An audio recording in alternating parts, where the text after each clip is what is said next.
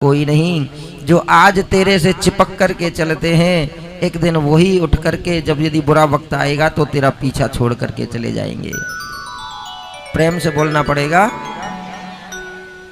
भाई एक सेठ जी महाराज भगवान का बहुत भजन करते हैं, गाड़ी बंगला फैक्ट्रियों के मालिक बने हुए हैं,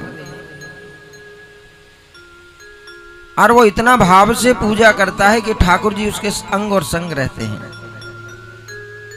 कोई दुख होता है तो उसके साथ में दुखी होते हैं। सेठ जी खुश होते हैं तो ठाकुर जी को बड़ी प्रसन्नता होती है।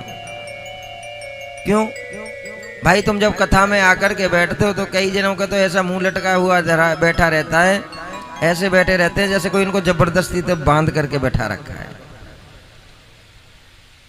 सोचो यदि तुम्हारे घर में एक उद्दंड बालक है, थोड़ा चंचल है, और वो बच्चा जिस दिन घर में चुपचाप बैठ जाता है तो क्या लगता है आपको? अच्छा लगता है, बुरा लगता है? क्यों? क्योंकि सबसे ज्यादा खेल रहा है, सबसे ज्यादा हंस रहा है, सबको हंसा रहा है, और वो कभी चुपचाप तो घर में बैठता ही नहीं। बिल्कुल घर में भी कभी ये उठाएगा, ये रखेगा, कभी खेलने लगेगा, कभी बैठने लगेगा, कभी लोटेगा, कभी परेशान करेगा, कभी चुटकी मारेगा, कभी कुछ करेगा, लेकिन वही बच्चा एकदम शांत बैठे एकदम, तो घर वाले भी परेशान हो जाते हैं कि लगता है बच्चे की आज तबीयत ठीक नहीं है।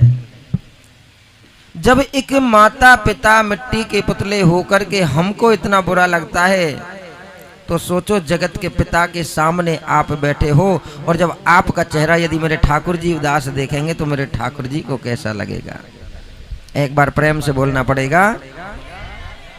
हर इंसान केवल और केवल सुख में ठाकुर जी का बड़ा धन्यवाद करता है, सुख में ही केवल ठाकुर जी को बहुत बहुत थैंक यू बोलता है। सुख में तो खैर बोलता ही नहीं है। जब ज्यादा सुख आ जाता है तो फिर माया में, अभी हमको 2 4 10 5 लाख की लॉटरी लग जाए, 2 4 5 करोड़ हमारे पास आ जाए, सच बताओ 10 करोड़ यदि तुम्हारे पास एकदम आ गए तो सबसे पहले उस 10 करोड़ में क्या करोगे आप? बोलो नोनो, क्या करोगे? पलस्तर हुआ, आप टाइल लगवा देते हैं,